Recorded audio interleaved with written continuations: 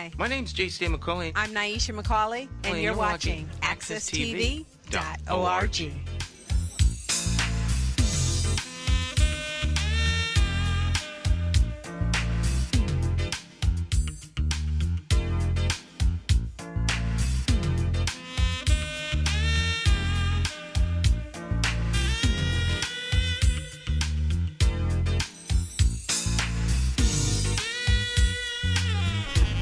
Okay, my friends, once again, it's time to get our talk on. This morning talk with me, your host, J.C. McCauley, along with the champions of talk. This morning's talk champion, Cleo Duke-Wright. In the house in Studio 1A. Morning, Miss Cleo. How you doing? Good morning. It's doing pretty well. Pretty well this week. Very good. Had a good week this week, huh? Yeah, I had a pretty good week this week. You know, the same things happened that always annoy you. The same things happen. You're working hard and everything. But you decide a decision that you're going to have a good week and everything's going to be okay. And that's just the way it turns out if you insist upon it. I like that. So I insisted upon it and I did have I had a really good week. I think that's a good way to approach life altogether. You know, life, as they say, is what you make it. That's right. Life is what you make it. So I guess if you decide to make it great, it'll be great. It'll be great. That's right. Even though there's some, tragedies in the city this week. 3 murders. One of the gentlemen was a person that frequents our corner on Blue Hills Avenue. Oh, really? And it was,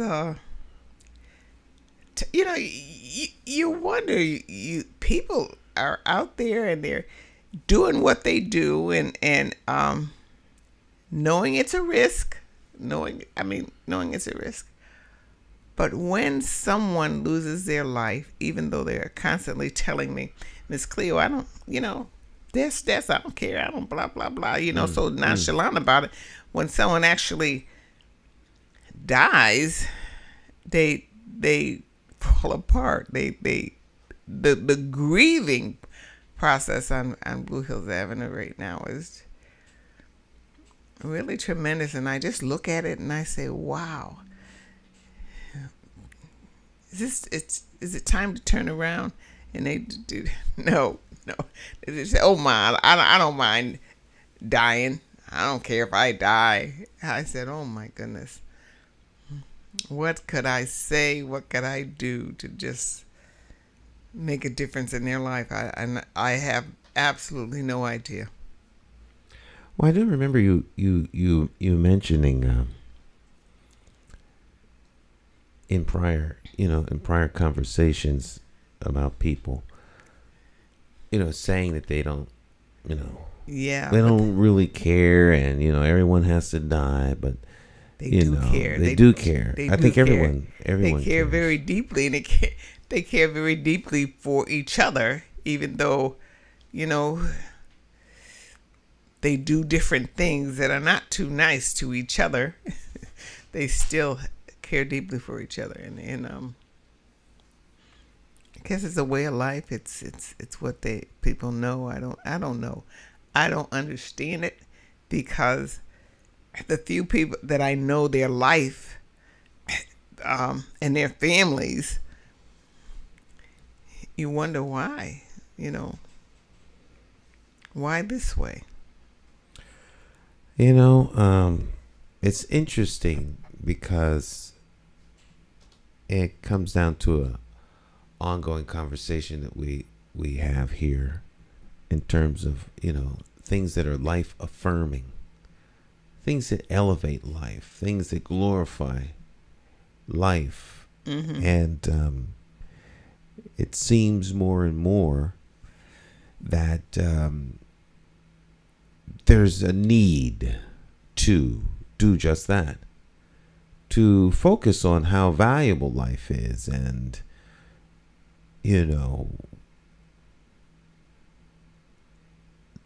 life is not disposable. It's not something, well, hey, everyone's going to die. No, everyone should want to live. Everyone has a right to live. Everybody has. It's a gift. Why are we even here? It's a gift. We had nothing to do with it. So take it as a gift. Use it. So and it's just like I've always said since I started working with disadvantaged people, that they have the same talents and the same intelligence and the same that people who go to work every day. Same. And some of them some people are very intelligent with college backgrounds, and here they stand on the street. Sometimes I just say, wow.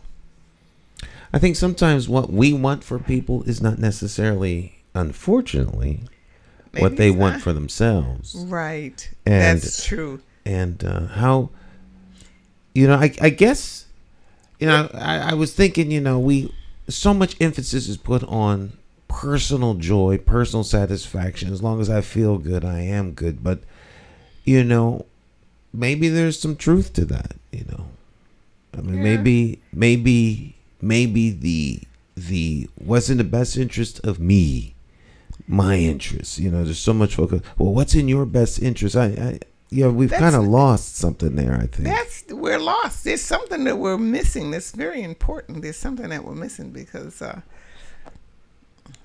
the me doesn't get us to happy. The me never gets us to happy. It just gets us to wanting more. I think that's well said. Yeah, the me makes us want more.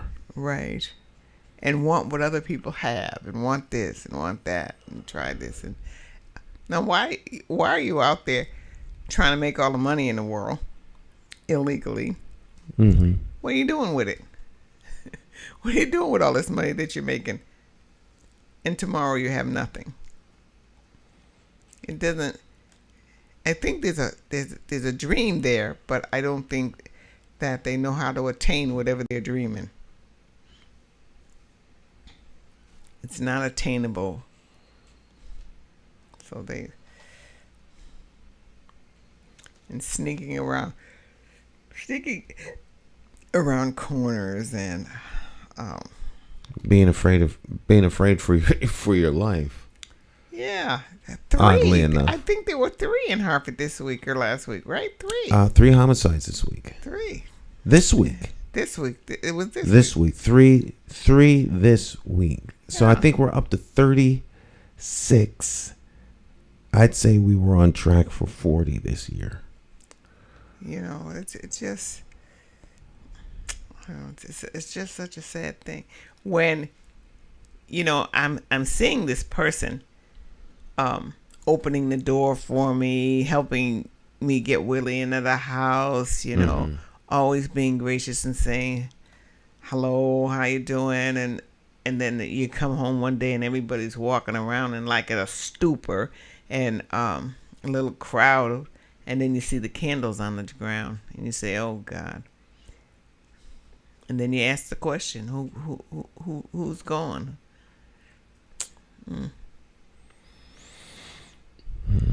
So people sitting down, and this one young man sat down on the ground and just sat there. They couldn't get him up. Just sat there by the candles because his friend was gone. And he just sat there for hours. Had a little liquor bottle right with him and just sat there. And they could not get him up. People every day coming to mourn this man. Sad, really sad. But I don't see, I said, well, maybe I talk to them, but I don't push religion on them, But I talk to them and tell them we're in our prayers and that I prayed for them this week. I said to one guy, I talk to him all the time. I said, well, when I pray for you, I don't have a name. What's your name? He said Blue Hills. My name is Blue Hills. I said, all right, Blue Hills. Most of them, I might know nicknames, street name. I don't always know what their name is. So when the pastor asked me what's their name, all I could say is city, all-nighter, Mm-hmm. Blue Hills. I have no names. I have no names for them. Just these little names. What's your name? Everybody knows City now. I said, okay, City. But they're very gracious to me. Mm-hmm. I don't know what that means. I really don't. I don't know what that means. But they're gracious. Mm-hmm. And young men like my grandchildren or my children, because these aren't kids I'm talking to. These people are in their 40s and 50s. Mm-hmm. They look like kids, but they're not kids. And they've been around these streets forever. Mm-hmm. And the police could stop it if they wanted to. Yeah. Very easily, or even the landlord could make an effort. But nobody makes any kind of effort. Well, that I see. Mm-hmm. I can't say that. I know. I don't know. Well, it kind of gets back to what I was saying about, life affirming, that we are, we're not necessarily life affirming as, at least in my opinion, as we should be. And you had mentioned about, pushing religion, quote unquote. But not that one pushes religion, but I think that a sense of something greater than yourself has to be part of the mix. And there is something that's being pushed. It's just not a divine presence. I think that the new divine is oneself. I am God. I'm all the God I need. And when that happens, then other people really don't matter. I matter. If you're in, public service, so to speak, and I'm not trying to speak ill of people in public service, but it's almost like being a fireman and saying, well, I'm not going to a burning building. I got a family to go home to. What happens if I pass out? What happens if I fall through the floor or the building collapses on me or something like that? So, no. I really never, I really never thought that way in all the years that I was doing that kind of work. I never thought that way, but I was in the position. I was in the soup kitchen, and I just felt that the only way that I could be in this place that I never thought I would be, that was not my career move, was because God put me there. Mm-hmm. Because why else would I be here? I didn't look for this job. Mm-hmm. I was kind of placed there. So there is, and I kind of want people to see that. I want these guys to see that maybe they're going through this because there's something greater for them to do. These guys, they have talents. They have, Well, I think there's a difference between talent and calling. I think a lot of times people think that they have the talent for something, and this is, I think, a little bit different avenue than what you're talking about with these guys. There are a lot of talented people who, for whatever reason, don't make use of their talent, or they are done using their talent. They've made a conscious decision to, like, I'm done. I'm not doing this no more. But it's like the hireling.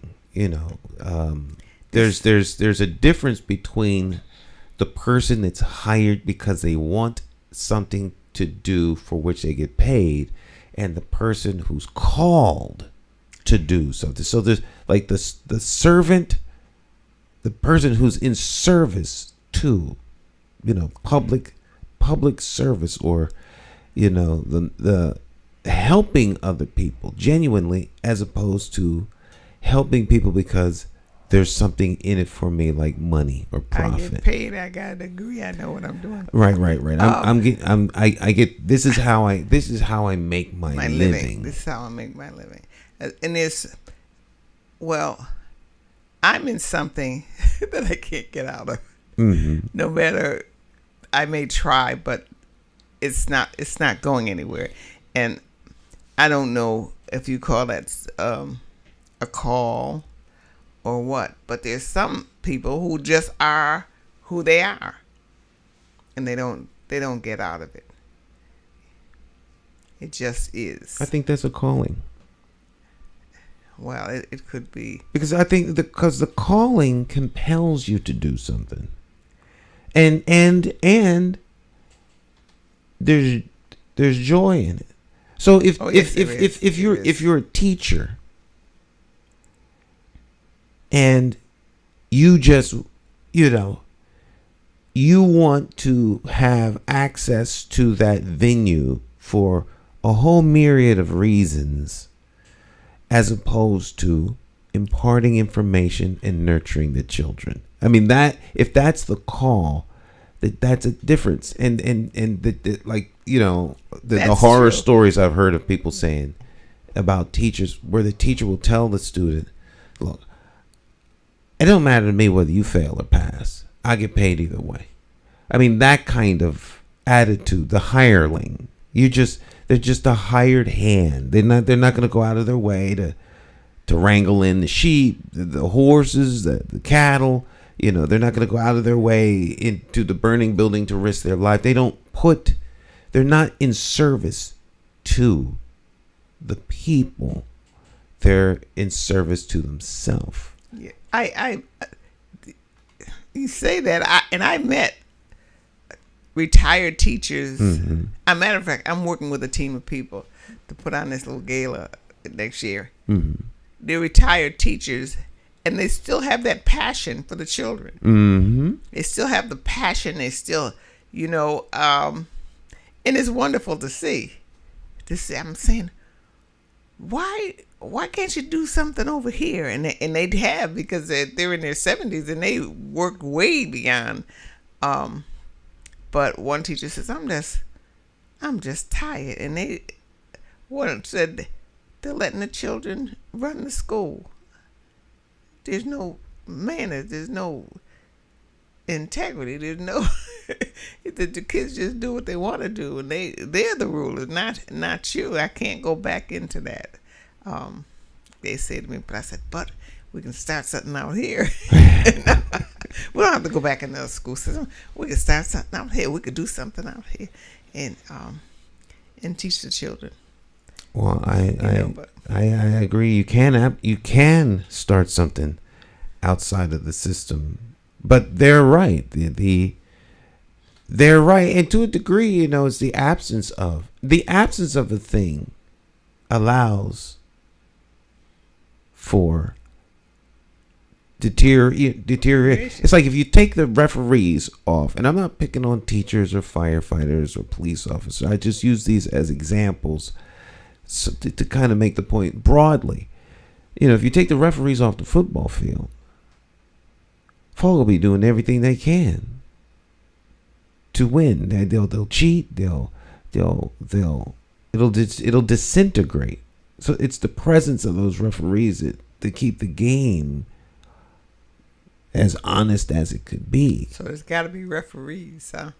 I call them guardrails, but as it pertains to people doing stuff, it would seem to me that our society is not doing as well as it could, because we're so focused on what is in it for me. Everyone is worrying about me instead of worrying about the other guy. So it's like, and you were saying that the guys are gracious to you. You care about them. That makes a huge difference. You care about them. You talk to them. You spend time with them. You see them as talented folk that are human, that, and you're encouraging them. So that kindness is paid back. They open the door, help you, and they as you say, they treat you very graciously because you're gracious. And so they're going beyond themselves to help you. You're going beyond yourself to help them. I think there's too much of society that's not willing to go beyond anyone but themselves. If it helps me, fine. And, we see this, we hear this message, particularly around election time, which it seems to never, ever end because there's an election every year for something. Yes. So you hear this, well, what's in your best interest? What's in your best interest?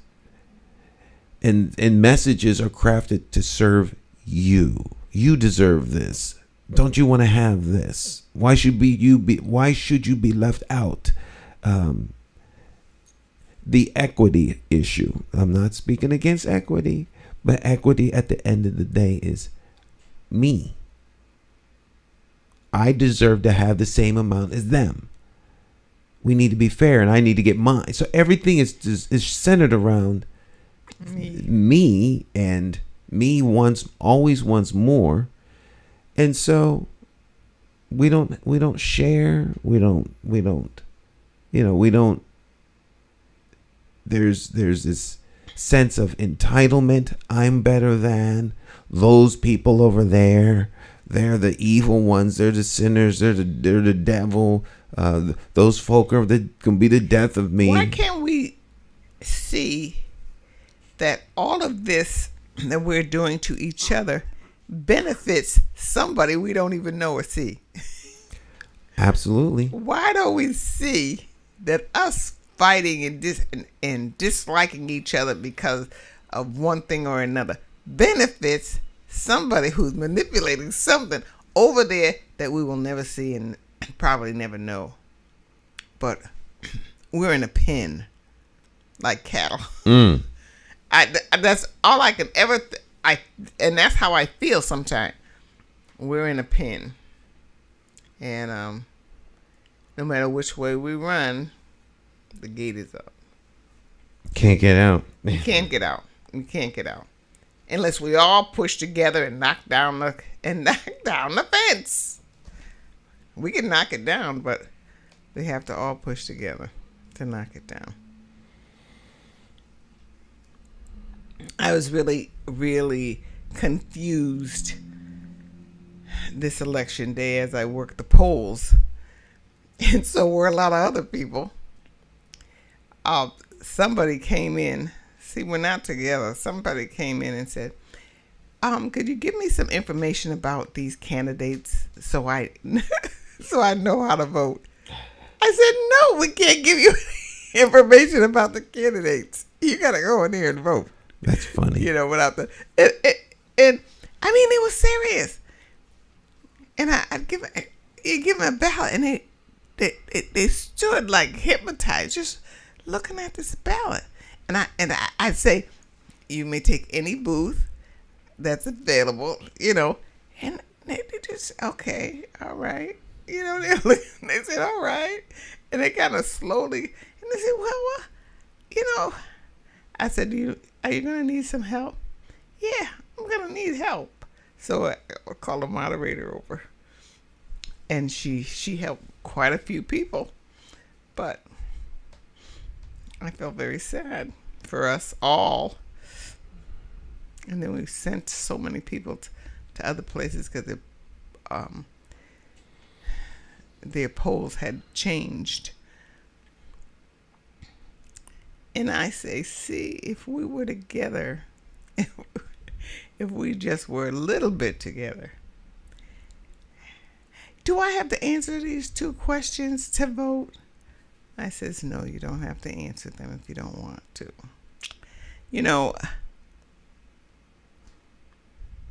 A lot of those people didn't know anything about those 2 questions. I was talking to somebody, and they had mentioned that to me. They had said that Oh my, break already. They had mentioned to me that they should have done a better job of making people aware of the fact that the questions were there. And Do you think they wanted to, or you think it was just not intentional? They just kind of didn't do a good job. My pushback was that I don't necessarily know or think that it's their responsibility to tell the voter what's on the ballot. I think no, but the information about the two questions, whether they were on the ballot or not. Well, I don't know how they're supposed to find out unless you mail stuff to the house, because well, isn't it on the news? That's what I'm saying. I knew they were on. It's on the news. It's on the news. They talk about it on the radio. So I don't know, how do you make people more aware if you don't want to know what's on the ballot? To me, that's something you should. But we'll talk about that after we get back. It's Morning Talk. Don't go anywhere, my friends. We're just getting started. If you want to join the conversation or have any comments, you could drop your comments in the chat section online. We'll be right back.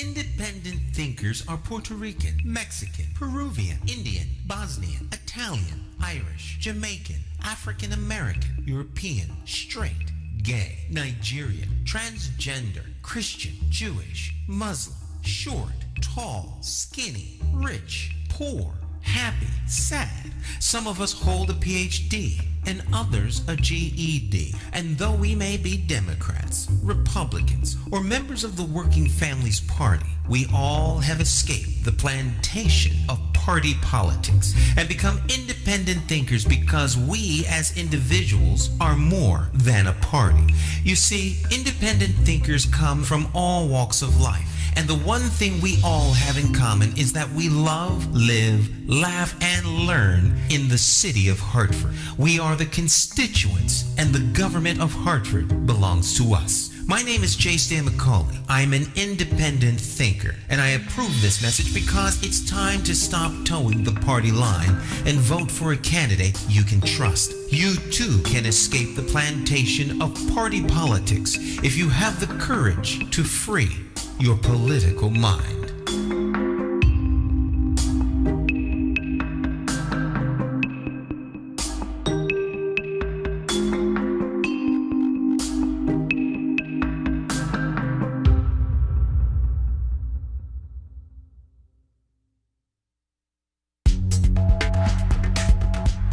Hi, so my name is Nelky Maldonado. My name is Ramon L. Arroyo. And we know that Hartford Parent University provides good services and resources to parents in our communities, which are greatly needed because a lot of times our parents, they don't know where to go, how to get information, and being part of this program is essential to them in being successful in their children's education. And I think that parents should get involved in their kids' education because it's very important. Education is, I always believe, is a success in life. If you got a good education, you can be very successful. So we encourage our parents to please come join the program, ask lots of questions, and I'm telling you, you won't be disappointed.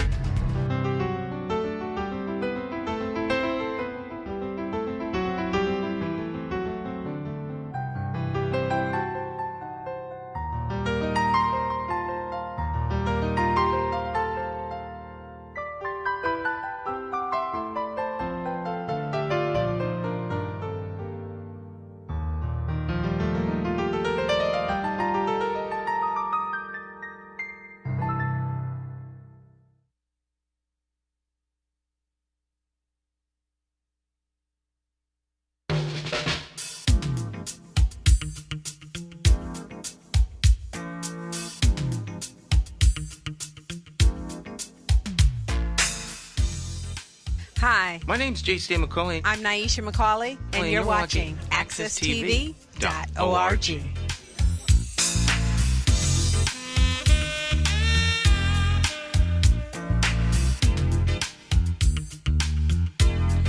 All right, my friends. Welcome back. Morning Talk. I'm here with Miss Cleo Duke-Wright. It's Morning Talk. Every Friday we're here, and we kind of just throttle it back from controversy and things, and kind of just have a conversation among friends, if you will. And you can join the conversation. There's a chat section, and you can start the conversation by just dropping questions or making comments in the chat section.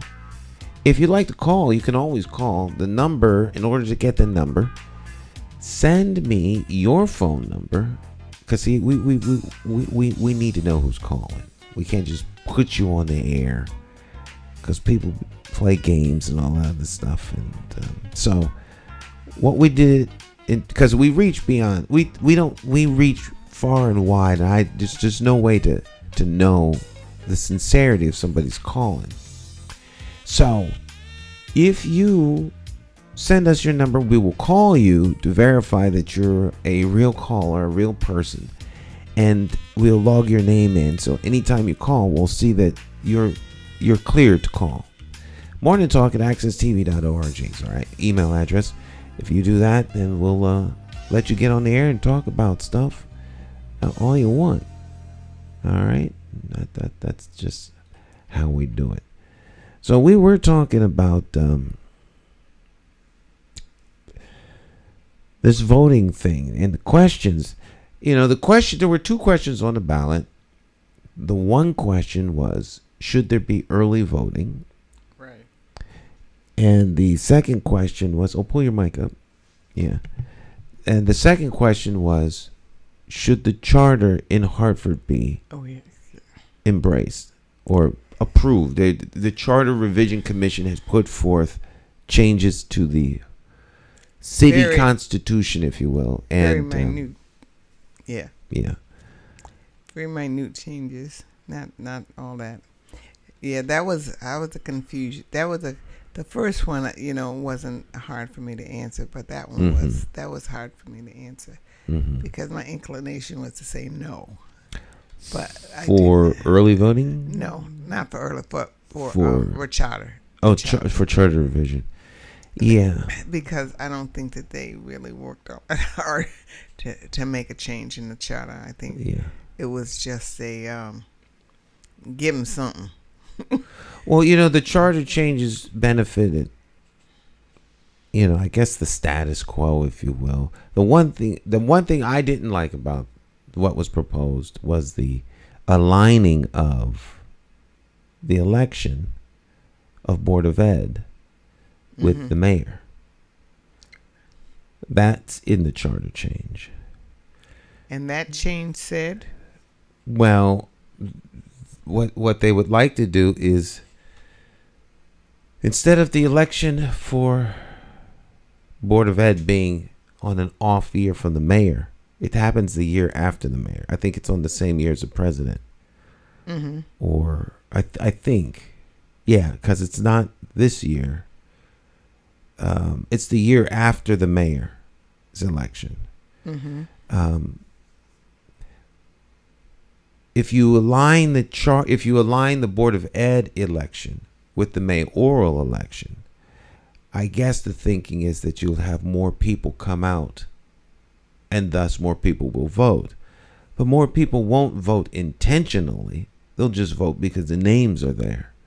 The intentional voters for Board of Ed come out when they're like the only real thing to vote for, because that's what they're coming out for. Right. So those elections are generally kind of low because they want more people, but it's not necessarily beneficial that more people vote. It's beneficial when people vote intentionally. So what will happen is they'll be swept in on the mayor's coattails. So And they will be obliging to the Absolutely. they'll be obliging to the mayor. Yeah. So that takes away some of their power. I think that takes away some of their power if they're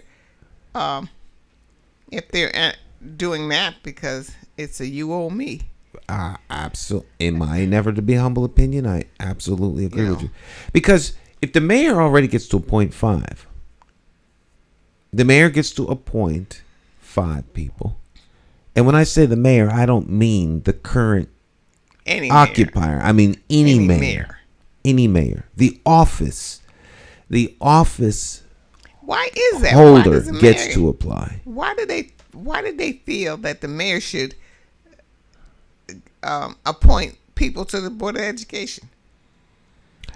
There are many who believe that all of the appointees to the board should be all of the board members should be appointees. The rationale for that is that common people, the constituent who owns the government, doesn't necessarily know anything about education. They just... What if the mayor doesn't know anything about education? Well, the mayor has the capacity to find people who would be perfect for the job. It means, of course, that the mayor has to want education to succeed and is willing to invest in it. And so, either system has its flaws. Pros and cons. Yeah. So right now, the mayor gets to appoint 5, and the constituents elect 4. So it's 4 elected, 5 appointed. But appointees are, to me, the appointees are absolutely beholden to the mayor. So what? They're never going to 4. Why can't they give him 4 and us 5? Why would they give him? They give him 4 so that in theory he has the power to get things on track should they start to go south. Because you could pull the coattails of your appointees. You could dismiss them and set someone else up in there. So in other words, because Hartford has had some issues around its Board of Education. Remember, the state came in and took over the Board of Education for a little while. Yeah. You had the EAI Education Association. When I see people vote, that may not be the worst idea because when I see people come in and vote and don't know anything about the candidate, nothing. I knew very little, but I knew, but I'm not saying that I'm up to par either, but to know so little about voting, just general voting, is disturbing. It's disturbing. Very, very, disturbing. Very disturbing. Think of it as someone taking care of your children. Like, what do you know about this person that's going to come over and babysit for you for 3 days while you go out of town on a convention? And they just drop by the house. Yeah, I guess so. Come on. I mean, you wouldn't let them just have access to your house and your kids. You would know something about them. Yeah. Right? You wouldn't just... What do you know about this person? And there's a list of them, and so you just pick one. It doesn't... Well, that's how important voting is, because you actually get to choose your representative. I was that person one time, many years ago, when I'd go into, when you did this and you did, you pull the screen back, and I'd go in a booth and I'd say, I don't know any of these people, and I would vote. I'd push down all the Democratic buttons, and then when you open the curtain, you registered your vote. I did that for a long time, so I can understand, and I voted because they taught us to vote in school, and so I voted ever since I was 21 years old, but I didn't always vote with knowledge, with a lot of knowledge about the candidates. And even if we do have a lot of knowledge, we think we have a lot of knowledge, they still get into office and surprise us by not doing the job or disappoint us. They still do that. And what they say is, you need to come to us and tell us what you need. Well, I agree with that to a point. Mm-hmm. But they come from us. So they have to know something. Well, I think there's some value in them saying, well, we don't necessarily know what you need, because the constituency is rather large. And if you consider that there are, I have very, very good friends who don't agree with each other. I mean, I have good friends.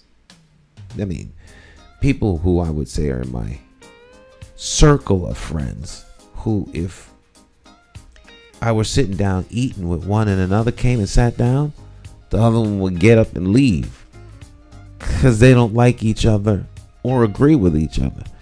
So I would imagine in a city like Hartford, what one person needs, the other person would fight against.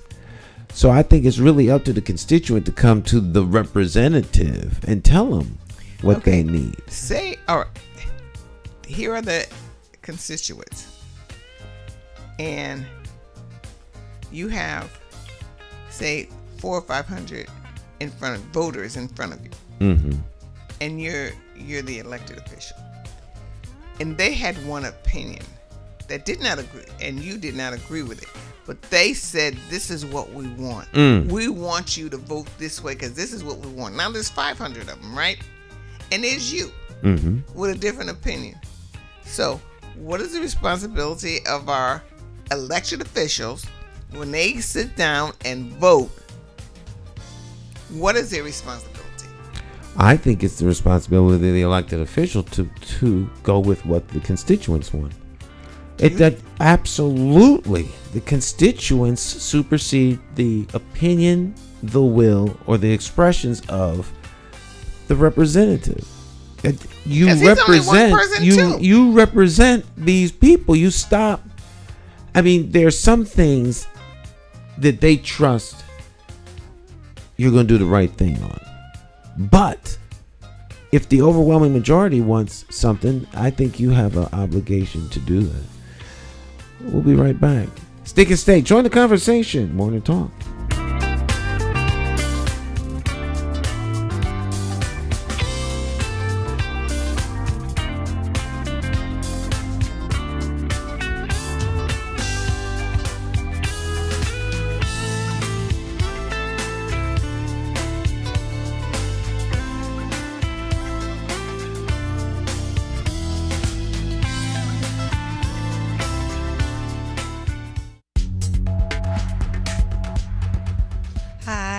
My name is Marisha Garcia. I am from Brazil. I help HPU. I help families de Universidade de Harvard Community. Estou muito feliz em participar. É muito importante o engajamento deles padres e madres nas escolas de Hartford com seus ninhos, my children. I love helping family e HPU. Thank you. Gracias. Obrigado.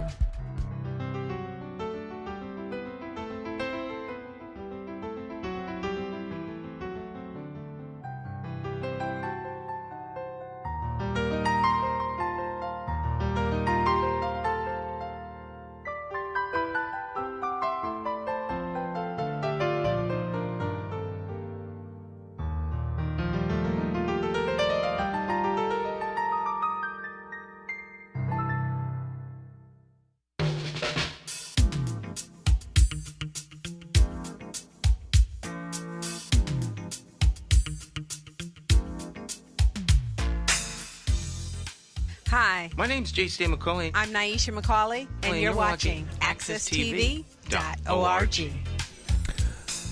Welcome back. Morning Talk. Cleo Duke-Wright, myself. having a conversation about representative governance or government. We live in a representative republic. So now, if you all out there were, and if you're not watching this live, you could still leave a comment and create a conversation in the chat section or in the comment section on your social media platform, whatever you happen to be watching this on. If you were elected to represent the people, let's say you're running for office and you're elected, and the people who elected you say they want you to vote one way, but you want to vote a different way. Do you do what's on your mind, in your conscience, in your heart, or do you do what the constituents want? You get one vote, just like me. So if you think differently than your constituents, when you go into the voting poll, you vote your way. But you don't have no right to disregard them and vote against what they want. You have no right. Don't they get to go in the same kind of voting poll that I'm in and cast their vote just like me? Yeah. On a certain, and their vote counts for one vote? Well, one thing is for certain. You only get one vote on election day for yourself.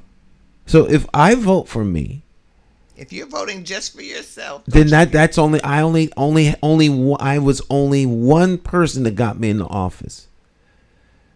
I'm willing to run, but if I vote for myself, then that's only one vote. Now, the other 999 that voted for me would seemingly supersede my desire with their desire.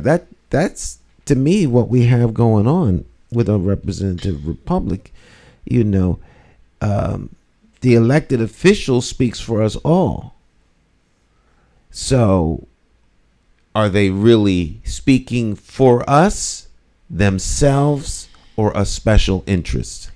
We need a clean house. That's what we need to do, because they're not speaking for us. I don't think. I think they do more about that back and forth, whatever they do, that back and forth. Mm-hmm. I'll give you this if you give me this, that kind of stuff. Oh, quid pro quo. Vote this way and vote that way. And I think, and go get Jimmy Joe to go over there and talk to those people. Go get Jimmy Joe to go over there and talk to those people at the top. So I think that's the way it works. I don't know everywhere, but in Hartford, I think that's the way it works. Well, I had the occasion to be at a board of education meeting where one of the elected board members was wrestling with that very issue, and that board member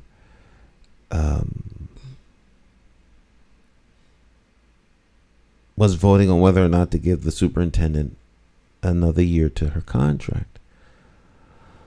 And they said that their constituents wanted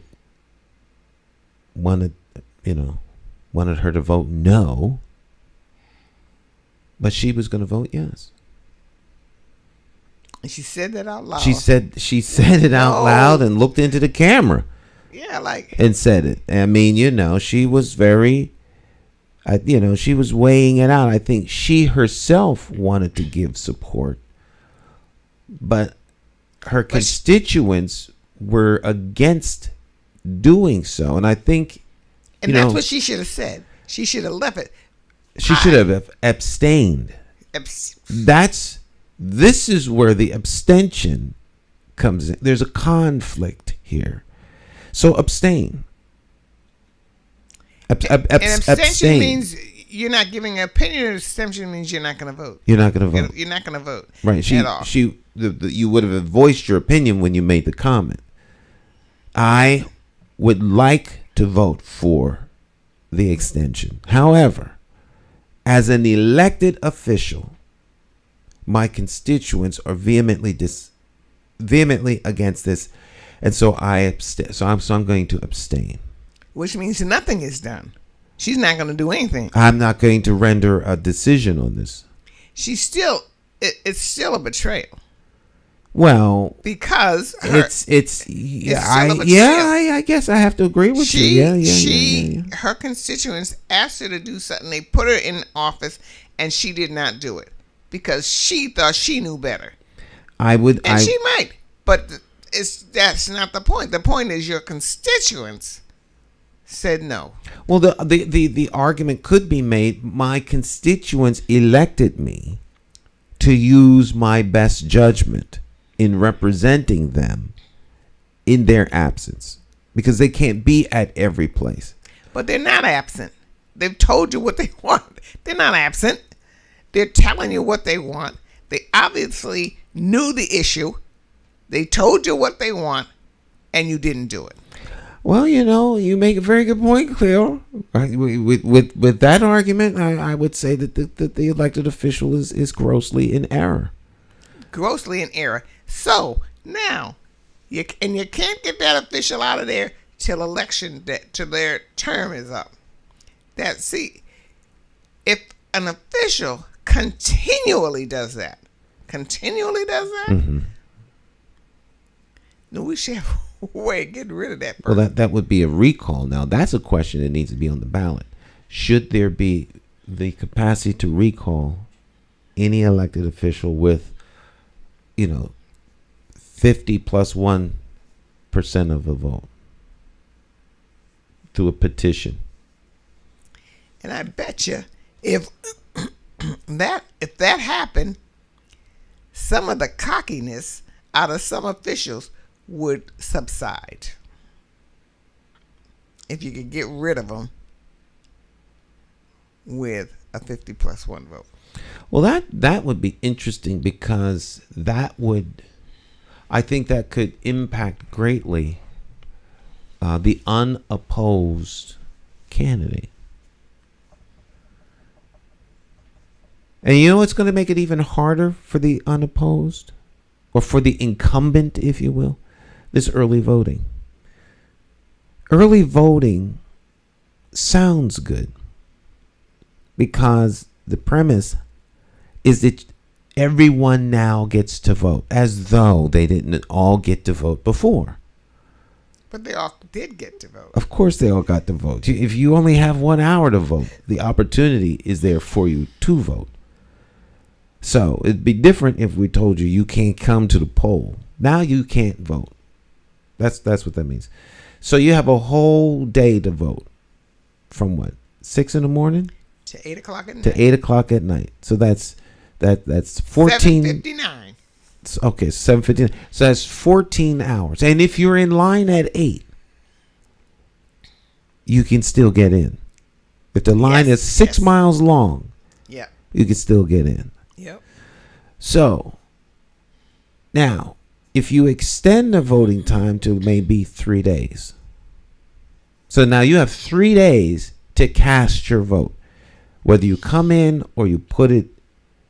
I'd say so you come in, because mail-in ballots have always been, absentee ballots have always been available. If you can't make it, you go, you say why, and they give you an absentee ballot. So absentee ballots have been around for a while, but the extended 3 weeks, whatever the case is.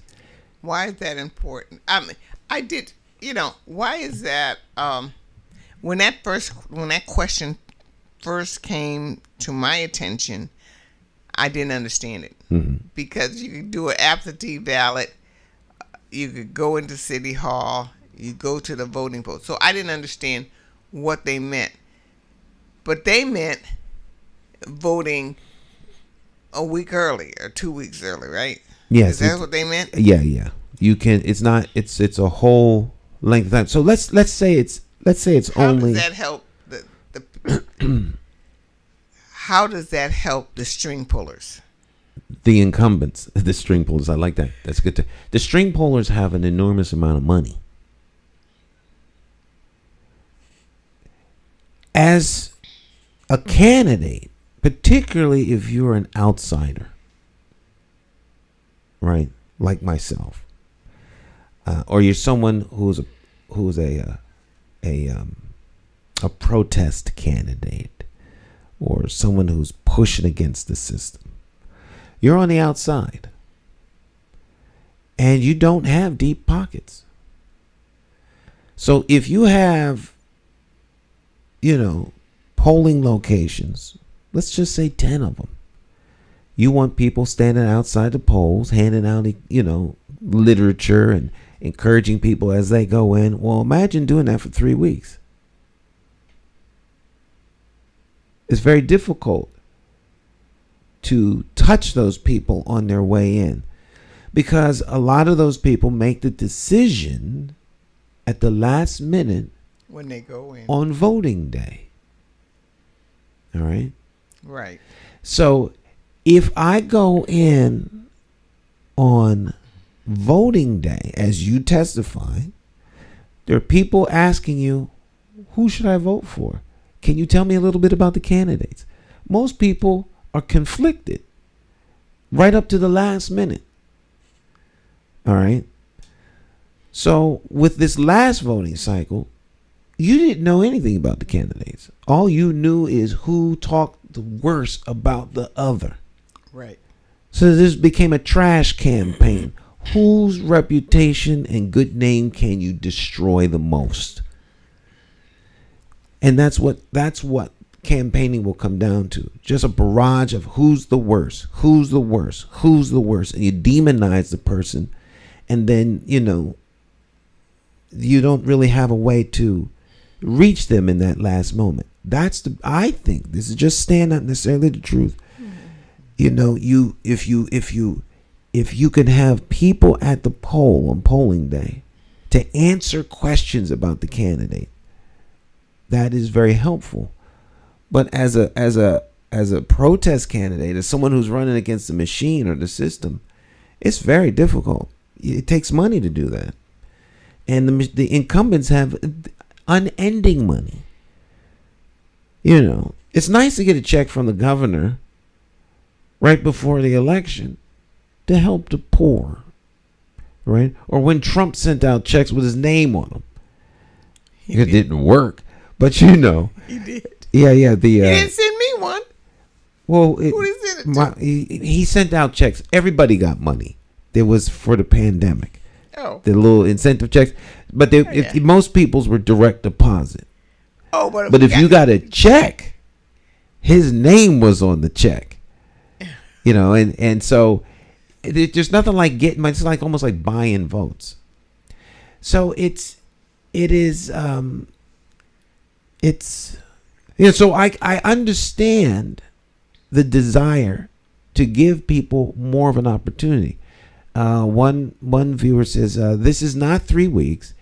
It is in-person early voting. Look at the possibility 3 to 5 days early. I like that. In-person early voting. But the in-person early voting means that the... Is that what it meant on that question? 5 days? Is that what it meant? This is not 3 weeks. It is in-person early voting. Look at possibly 3 to 5 days early. Okay. I think that's reasonable. It's coming. There will be early voting. How much of a time it'll be remains to be seen, because the legislature will then come up with something. They voted yes for early voting. Now they got to figure out what it will be.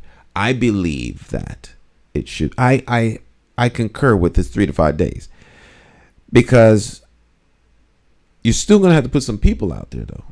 But it becomes even harder now for the challenger. When they say 3 to 5 days, there's not going to be booths like or in person, yes. So you're saying that the voting booths and everything will be standing up there for 3 to 5 days? Yeah, the polls will be open for 3 to 5 days. You go down and you can vote. And it'll be from 5 o'clock in the morning to 8 o'clock at night for 3 to 5 days? It'd probably be more business hours for 3 to 5 days. That's good because that about kills you. Well, I mean, That's a long the person day. working the pole will just get paid for 3 to 5 days. I'm sure most people who work the poles that they get paid would enjoy, more time doing Well, it. I mean, I would too, but So the job wouldn't end in one day. You'd have 3 to 5 days. But my concern is more for the candidate who's trying to challenge the incumbent. This is incumbency heaven, because the longer you get to vote, the more you get to vote for the incumbent. At least that's one argument. yeah. Additionally, if you are a caretaker or some other work conflict, you can plan to vote on one of those early voting days. I have friends and relatives that live in other parts of the country, and for them, they don't think anything of it. Well, I think I'll go vote this weekend, or I'll go vote on Friday. And I still have to vote, so I'll vote later on this week. I mean, that's how they process it. And how long has this been going on? I mean, how long has their state been doing that? I don't know. I do know that Connecticut was one of 3 states It doesn't have early voting. That means the rest of the country. So I didn't know that that's what. I actually didn't know what. Early voting was. Mm-hmm. Till just now, I'm surprised. I thought it was you send it in or you. Connecticut's one of 4. Oh, so early voting means everything stays set up for those 3 to 5 days. Mm-hmm. Oh, okay. All right, that makes sense. All right, that's clearer. Right. I don't like the ballot boxes with the drop off. Oh, uh-huh. It would seem to me that this is making matters. I'd rather go back to the old machine where you had the arm. Yeah. You open the curtain, all the little levers go down. A nice Why was that mechanical, changed? old-fashioned machine. Why was that changed? There was a lot of errors in it. I don't think there were a lot of errors. It was just, it was old. I think they wanted to go to the electronic machines, and you could tabulate faster. But they went to the tabulator. yeah, I think that tabulator. I like the old. You go, the numbers are right. You open it up. I don't know because I never actually did this, but from what I'm told, you open it up, and all of the numbers are right there, and you can tabulate it. But I guess people were afraid. Well, how do we know that the people are not cheating? It's always every system of accounting. You could cheat somewhere. You can cheat. It doesn't matter what it is. Counting money, whatever. I mean, or folks it's count just a money larger margin of making a mistake. Doesn't have to be cheating, but a larger margin of making a mistake. I think that's a possibility. But the chain of custody, if I take $1 and give it to you, I know you got the $1. But if I give $1 to Betty, and Betty's going to see you later on this week, Betty can spend $1, do whatever she wants with the $1, and then come Friday, give you $1. Now, you still got your $1. But Sam, on the other hand, he spends 10 cents out of $1, gives you 90 cents. And you like, Stan told me to give you this. It's 90 cents. I guess he owes you 10. And you're none the wiser. I don't know. I gave it to Sam. I trust Sam, but Sam's not trustworthy. So it starts changing hands. Now, if Sam gives it to Betty, Betty gives it to you. Well, Sam can say, I gave Betty $1.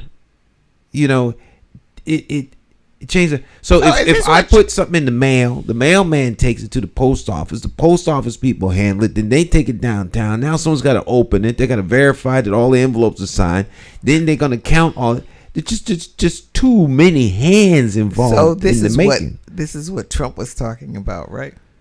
Well, I don't know necessarily that it's Trump. I think. I mean, I'm just saying him because you're saying that, and I'm remembering the voting boxes and him saying they didn't do it right. So, well, I don't necessarily say it's Trump. because I think the whole issue around the mail-in ballots and all of that, as it pertains to Trump, I think what Trump did is expose a long time practice that generally only affected municipal elections. It never really happened nationwide. And I don't believe it happened nationwide. But everybody in politics knows that this goes on. It's the quiet little dirty secret. And if you're in a small you're town, talking about the town. yes, if you're in a small town, Yeah. well, we've had stuff in Hartford where that process has been challenged, even in the last election with Eddie. So I mean, because Cynthia Jennings brought forth the issue, and so these things happen on a local level. People, so folk will do what they have to do in order to maintain power. I'll say that rather than in order to win, but in order to maintain power. I think Trump is so used to winning, he can't fathom the idea or the notion of losing. He's a sore loser. That's what Trump is. He's petulant, like most billionaires. They get what they want when they want, and they have the money to make that happen. So when they can't get their way, they're the worst people in the world to be around. There's a whole lot of people like that, but they just don't have the resource to impose their perpetual will on people. I always tell people, as it pertains to Trump, particularly the Trump haters, that he lost. They seem, he lost the election. He lost. So stop talking about him. Right. He came in, folk didn't like him, and they got rid of him. And so, I mean, the system works. There's no threat to democracy. He lost the election. What part of that is so hard to understand? It's like sore winners. They mad that he's not around, or what? You can't have it both ways. They're scared that he may come back. If they keep talking about him, he will. I mean, he will come back. The dude gets on the escalator, and he's been on the front page of the news ever since. Because people won't stop talking about him. Stop talking about him, and he will go away. But they talk about him. But he knows that, so he can. It's amazing. He's doing something to say in the news. Alabama, Connecticut, Mississippi, New Hampshire do not have early in-person voting. Mississippi, New Hampshire, and Alabama. So you have 2 New England states and 2 southern states. So I guess the question must be, what does Mississippi, Connecticut, Alabama, and New Hampshire have in common? Hopefully not too much. I don't know. You get southern plantations and northern plantations. Well, they said there was not a lot of problems with this election. That it went fairly smoothly. They have to reestablish election integrity. And I don't mean, let me rephrase that. It is essential for the good of the whole and for the sake of quote unquote democracy that election integrity be established in the minds of people, the American people. Otherwise the system will collapse. If people can't put faith in the electoral process, then it won't work. Every accounting system is built on trust. If you don't trust your employees, you trust your CPA. If you don't trust your CPA, if the CPA is stealing the money, you don't know if the employees are stealing the money. So you have an accounting. So any accountability process, if you don't have trust in it, then it may as well not be there, because any system of accountability can be circumvented. Anyone. So it doesn't really matter what system you have for the accounting if you don't have trust, because it's all built on trust. So people feel that you could steal the elections and the elections don't work, then people won't vote, and then they won't believe in the process. And then it doesn't matter. Then everything disintegrates into meism. As long as I get mine, I don't care. And the system will collapse. That's not sustainable. It's not sustainable. I think they realize the long-term, the short long-term implications. Like 5 years and that collapses. It won't take much. A couple riots here and there. You lose control of a city. This is not good. It's not good.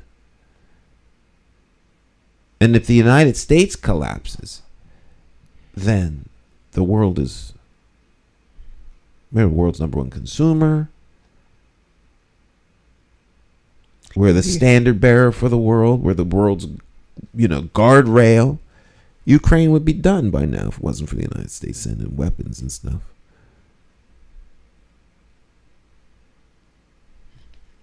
Who do you turn to? If you can't turn to the police, what do you do? Pick up a gun and do it yourself? I mean, you got that happening in the streets of Hartford. Sure do. 36 homicides.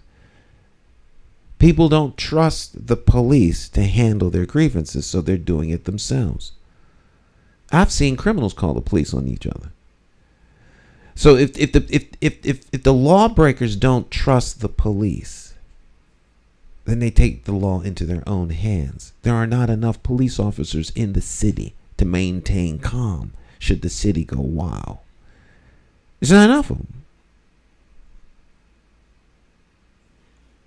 And then there'd be a lot of shooting. You lose control of the city. Yeah. As somber as that is a subject, it's very, very real. It doesn't take much to lose control. Look at Black Lives Matter protests and look at January the 6th. Look at what happened in South Korea with the stampede of the people for the Halloween event. They didn't have enough people. They didn't have enough folks for crowd control. There's example after example after example after example of concerts, sporting events, all kinds of things where crowd control was not taken seriously. And hundreds of people were killed or hurt. And so these things, this is why you need government. Government does a good job. In spite of all the attacks and the hits that people give it, we have clean water. We have food that's delivered. Mm-hmm. The electricity comes on when you hit the switch. If all of that collapses, I don't think people fully understand or comprehend what it means but if to it throw out the system. If it collapses, you will. We'll know it You'll immediately, get out of town right? quick. You keep the car fueled up and have a place you can go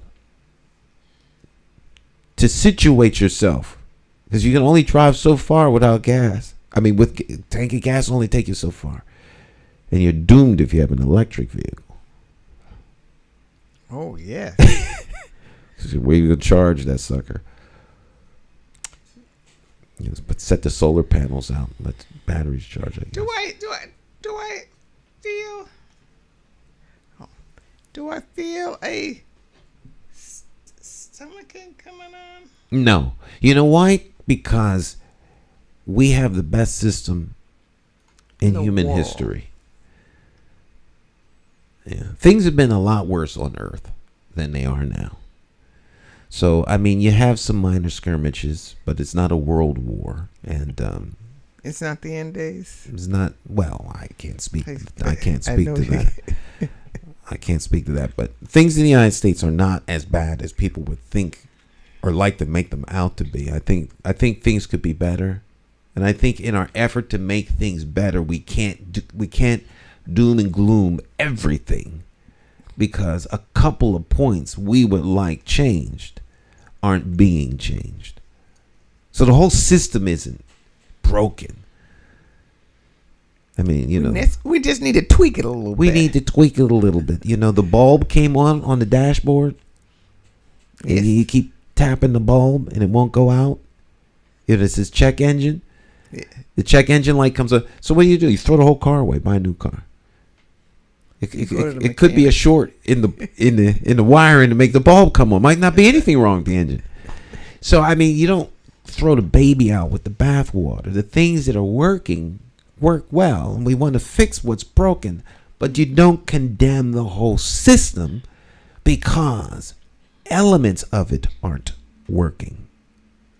And I think that is most of it is working. Most of it is working. But I think we condemn everything that isn't working because of what you talked about in the beginning of the program. The meism. Me. Oh, me. Me. When the world is about me once more. You're never going to be satisfied as long as you say me. You're never going to be satisfied. I think you come to a point as you get older and you're still saying, I want. You say, well, when does this stop? I want. I mean, I came to that point. Mm-hmm. I said, I got what I wanted. Why am I never satisfied when I get it? I just go on to the next thing, and that was so crazy. I said, I'm really tired of this. I'm really tired of this. I want. And you're never satisfied. Mm-hmm. You never come to any kind of conclusions. You just keep on going. So I looked for people who were satisfied. I said, somebody in this world got to be satisfied. I am so right there with you. I'm good. I really am good. So my whole mindset is to help other folk. If you need help, call me. I help you. I don't. It doesn't matter which side you're on. I help you. So that you could be satisfied. Get what you want so you can help somebody else. And be satisfied, because you can't live life angry at every single thing. It just, when that comes on me, when that I want, and you see something you want, and I do a stop, hold your horses here. What don't you have that you need? And then you discover you don't have anything really. mm-hmm. You have everything you need. You have everything you need to live with. Why do you want that? Why are you thinking about that? Oh, I have to talk to myself, because I like that calmness of not wanting and being satisfied with what you have. I like that feeling.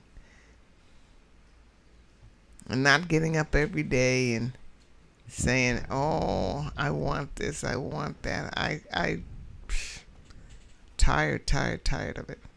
And I think we're programmed to do that. I really think we're programmed to say, I want this. And every once in a while, you got to turn off the TV. Mm-hmm. You really got to turn off that TV, because that TV will drive you crazy. Make you want more. Makes you.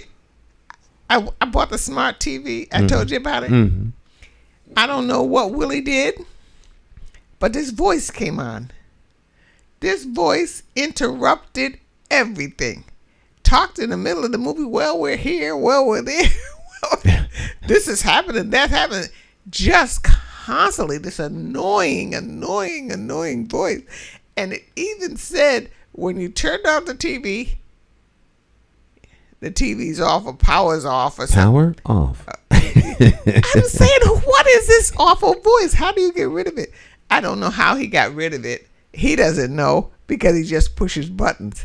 This is the, I was ready to throw that TV out of the window. And I don't like them. Mm-hmm. I think that they need to stop making those things and just make a regular TV. Because those smart TV, maybe people who are very computer savvy could navigate those things, but you got to know how to navigate them, or you don't get anything. Absolutely. I don't think everybody needs to be totally computer savvy. Can't you just leave some things for people who don't want to go through all of that and do this? I called up a company. Mm-hmm. And it said, this number. So I dialed the number. And on the telephone it says, "What do you want?" It said, "What do you want?" I said, "What do you mean, what do I want?" I mean, in a text.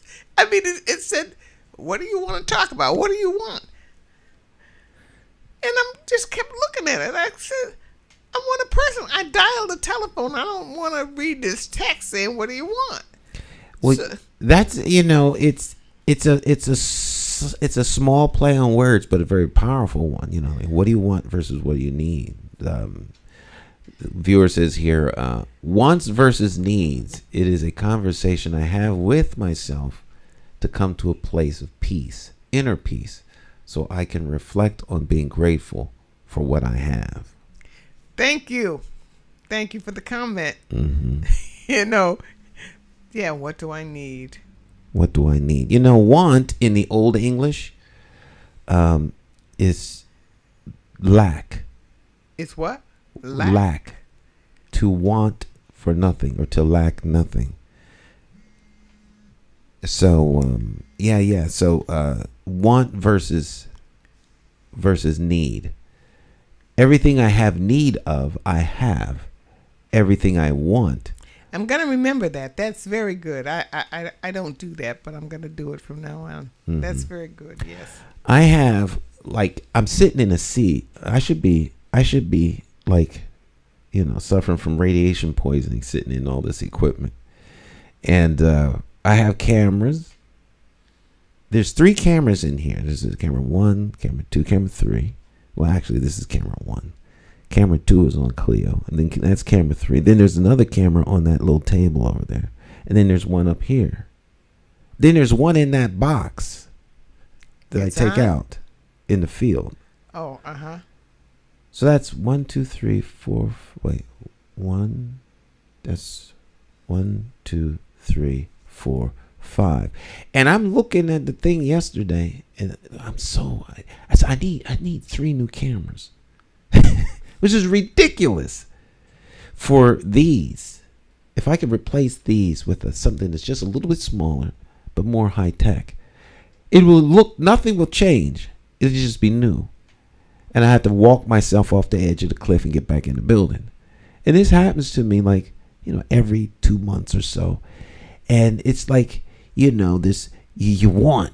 You think you don't have, but you have I don't need anything else. It's not like I'm getting ready to start a career here. I'm rolling on the downside.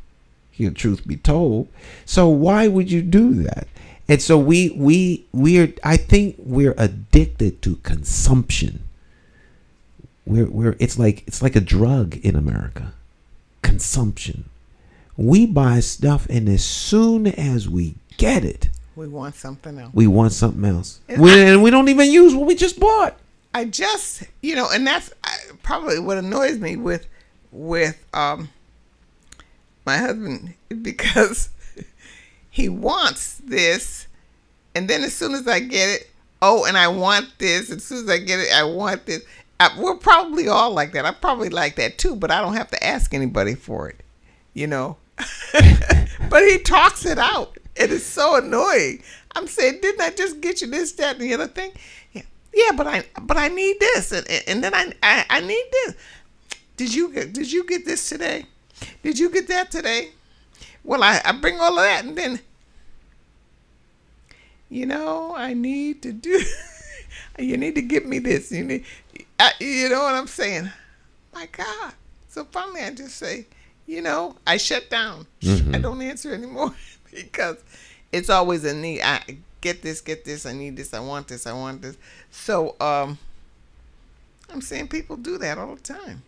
Well, we do it inside ourselves. Yeah. We don't have to ask, because if everything was okay, it'd go out and do it itself. Maybe.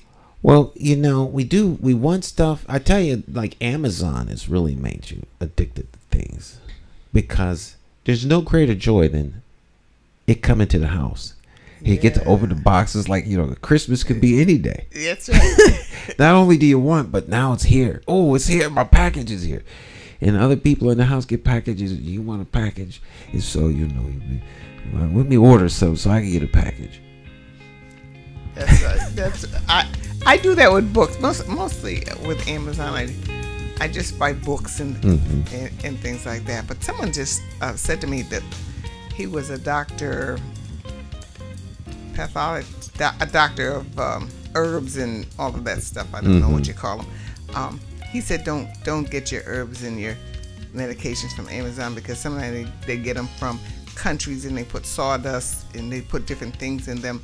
Get them straight from wherever they come from. Don't go through. So that was a new thing in Amazon that I just heard that yesterday.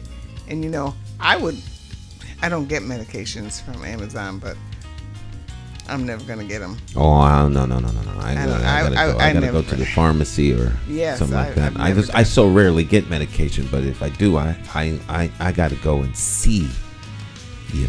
I want to see you. I would like to watch you prepare it, but I can't. But because you don't know where it's coming from. You ordered in the mail or what it is. But that's just me. I'm not. Yeah. I've never done it, but that was a. Now they planted a thought in my head that maybe that's not the safest thing to do. Yeah. When you get them from different countries and all of that stuff. Well, I'm gonna get a DIY dentistry kit. Do-it-yourself dentistry. It comes with a little drill, and you do your own drilling. No, I'm just joking. Oh. So I went to the dentist yesterday. Start my round of dental work. Oh. So it wasn't that terrible. It wasn't terrible at all. I feel bad I didn't go earlier. But that's another subject for another day. It's much better than it used to be. Yes, my man had a light touch. Was good with the needle. Yeah. Yeah. Much better than it used to be. Yeah. All right, my friends, we're out of time. It goes by very, very quickly. Thanks, Miss Cleo, for stopping by. Oh, you're welcome. Loved it. All right, we'll see you next week for sure. All right, my friends, join us every day morning. All right, 8:00 and 8:00 at night now. So you watch us. Just tell your friends and come along. Join the conversation. All right, y'all have a great rest of your week. We will see you next time. Y'all have a fabulous weekend and do something good for your family and friends. All right, God bless you. Bye bye.